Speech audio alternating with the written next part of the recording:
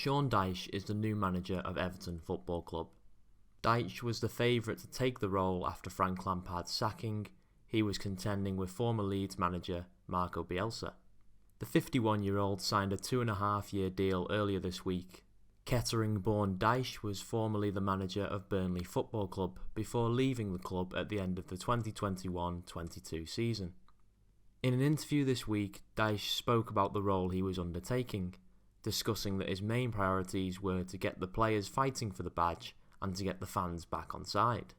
The former Watford manager insists that there is quality within the squad, and he believes it is the job of him and his coaching staff to make them shine. During his time with Burnley, he guided the club to 2 top-half finishes and 2 promotions from the Championship. However, the manager was sacked at the end of last season following a poor performance, leaving the club in the relegation zone. They went on to be relegated to the Championship. Also this week we saw Anthony Gordon switch from Merseyside to Tyneside as he signed for Newcastle for a fee of around £40 million with a potential of £5 million in add-ons. The 21-year-old leaves Everton after spending 10 years at the club.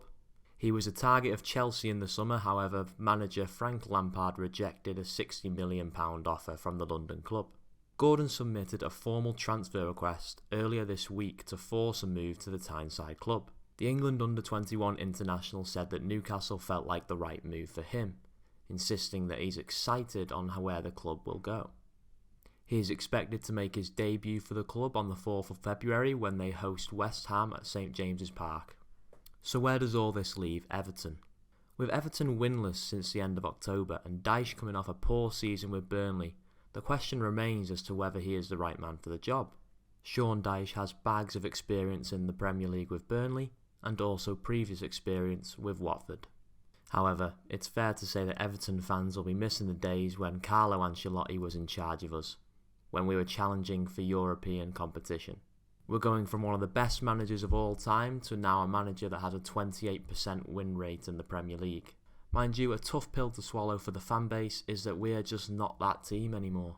The harsh reality is that we're relegation fodder, and a manager like Sean Dyche is tailor-made for these sorts of situations. He took Burnley from the Championship to European qualification with hardly any financial backing from the club. With a team as big as Everton, who knows what he can do with us? In my opinion, Sean Dyche is the best manager we can hope for here at Everton. I have full trust in him to get us back to winning ways. Like I said, he's got a track record for this kind of thing, and I bet he's relishing the chance to take this head on with Everton. Now on to Anthony Gordon. The lad will be missed at Goodison Park, however my only regret is not selling him for more in the summer. Gordon had a positive impact on the squad, however I thought he was massively overvalued.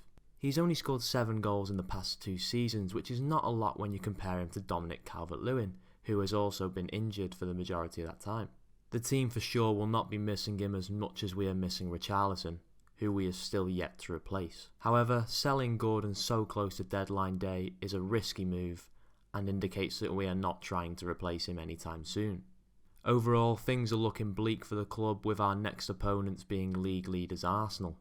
It's going to be a tough ride from now until the end of the season. However, with how tight the bottom half of the table is, who knows what could happen. With the Goodison crowd behind us, the fortune could turn in our favour.